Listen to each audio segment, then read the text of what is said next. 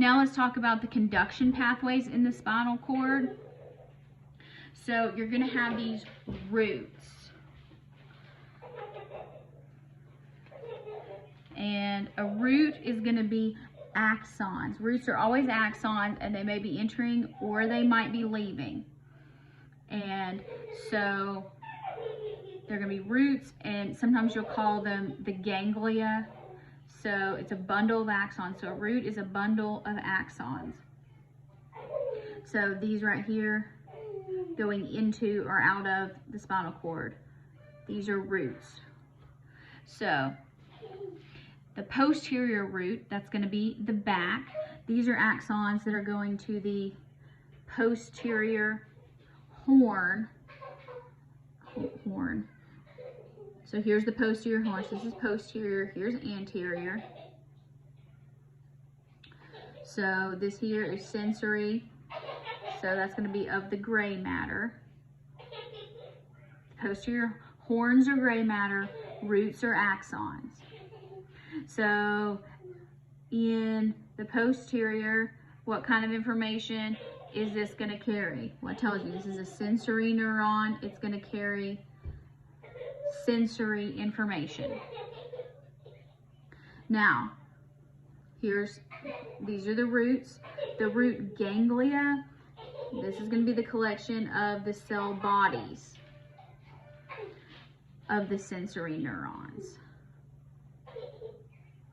So here's in the skin, so say you feel temperature or pressure, here's the nerve in the skin.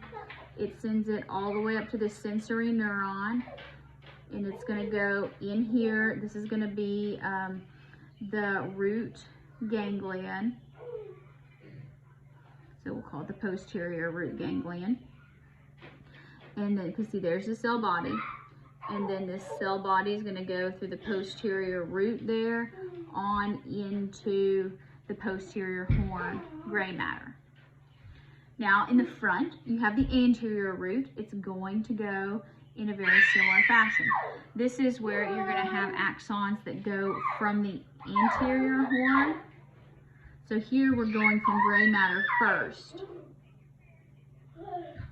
So going from the gray matter here. And they're going, and where else is it going? Oh, and the lateral horn, depending on where you are. The lateral horn, if you're in the lumbar sacral area. They're both, so here, this does have a lateral horn, so there's a lateral horn, lateral, anterior, posterior. So they're going to get information from the posterior neuron. Here's the interneuron. And that's going to happen either in the lateral or the anterior horn. As it comes out, these are axons. So axons are going to have anterior roots. There is not a ganglion because there's no collection of cell bodies. The cell bodies are all still in the gray matter. So here, you're going to get your motor neuron there. So these are all going to be coming out of the anterior or the lateral, whatever's in the anterior root. They're all going to be motor signals. So if it's the anterior horn, those are going to be your somatic motor neurons. So those are going to control your voluntary movement, so voluntary skeletal muscle. If it's coming out of the lateral horn, that's going to be visceral motor. And these are going to be your involuntary muscles. So cardiac and smooth muscle.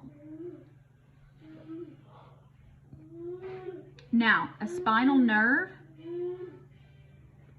is your anterior root and your posterior root actually come together. So here's your posterior root, there's the ganglion. Here's your anterior root, no ganglion. And here, right where they come together here, so either where they come together, or if you're going the other direction, right before they split, this is the spinal nerve. And this is what actually exits the vertebrae if you're going from the spinal cord out.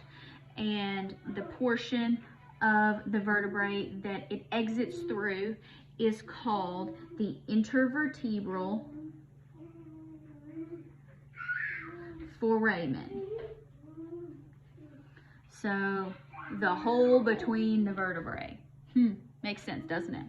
So there are a total of 31 spinal nerves, and all of the spinal nerves are considered mixed nerves because they have both sensory and motor. So they're not sensory or motor, they're both sensory and motor. So they're mixed nerves. So it starts right here. There's 31 of them, one for each vertebrae. Let's go ahead and talk about the white matter of the spinal cord.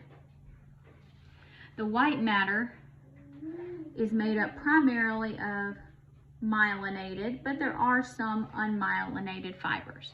They can go in 3 directions. They can go up.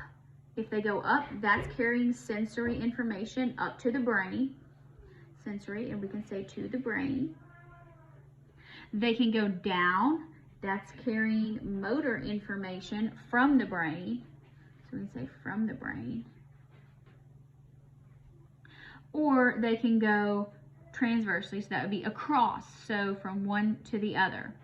Now, some of the fibers decussate, meaning cross over.